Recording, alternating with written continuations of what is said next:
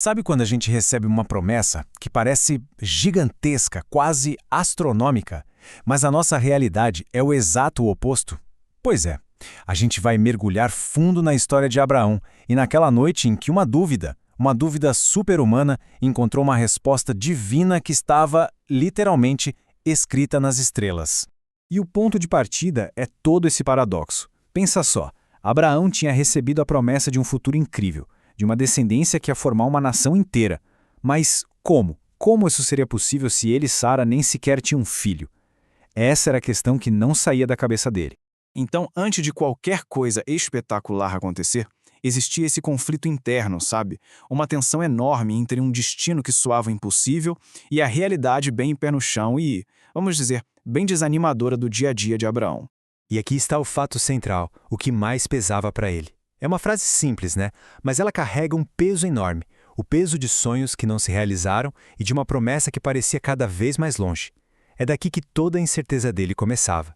E a partir daí a angústia só crescia.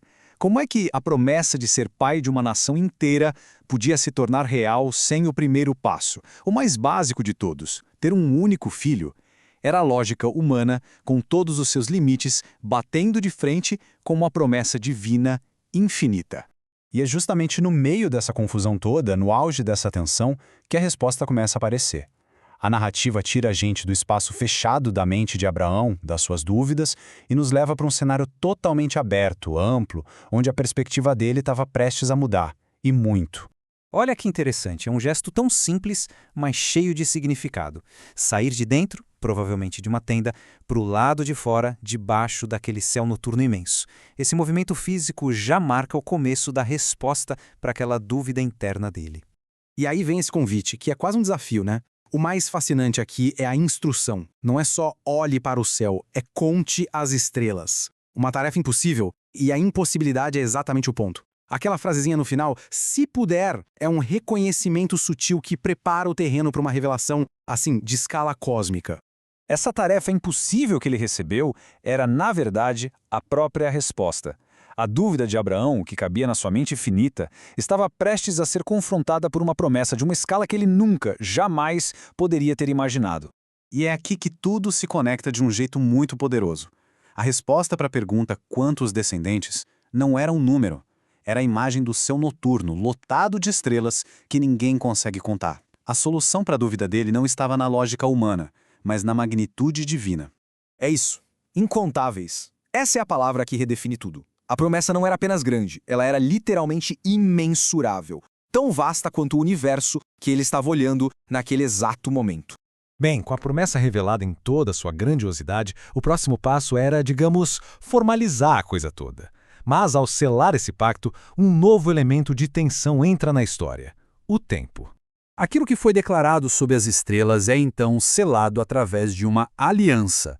E olha, isso não era uma promessa qualquer não, era um pacto, um acordo formal, solene, que tornava aquela promessa inquebrável. E essa aliança tinha duas partes bem claras. Primeiro, ela reafirmava a promessa da descendência incontável. E segundo, adicionava um elemento novo, a promessa de um lugar, uma terra. A promessa agora não tinha só um tamanho, mas também um espaço. Só que aqui, a história dá uma virada crucial. Mesmo com a aliança firmada, nada acontece de imediato. A dúvida de Abraão sobre se a promessa aconteceria foi respondida, mas agora surgia um novo desafio, talvez até mais difícil: confiar no quando. A longa espera tinha começado. E essa espera toda, como a gente vai ver, acabou preparando o terreno para um novo teste. A paciência seria levada ao limite e a tentação de dar uma ajudinha para a promessa se cumprir com meios humanos ia trazer complicações novas e totalmente inesperadas. E isso tudo nos deixa com uma reflexão, né? A jornada de Abraão, que começa com uma dúvida e recebe uma promessa cósmica, se transforma numa lição sobre esperar. O que nos leva a pensar: o que será que a espera revela sobre a verdadeira natureza de uma promessa?